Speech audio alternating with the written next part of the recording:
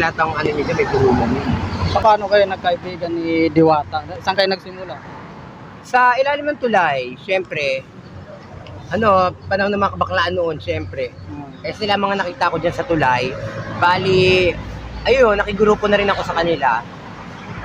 Hanggang sa kami na lang natira sa tulay, ng mga panahon na yung mahirap na talaga yung sistema noon.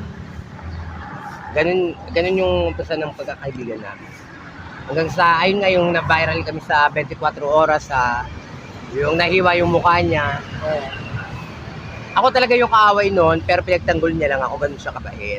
Grabe no, ang bait talaga ni Diwata. Ako yung kaaway noon, humarang lang siya, kaya siya yung nahiwa nung cutter noon. Dapat ako, bali ako, taga Cavite ako. Cavite. Purong Cavite. Sana darating yung araw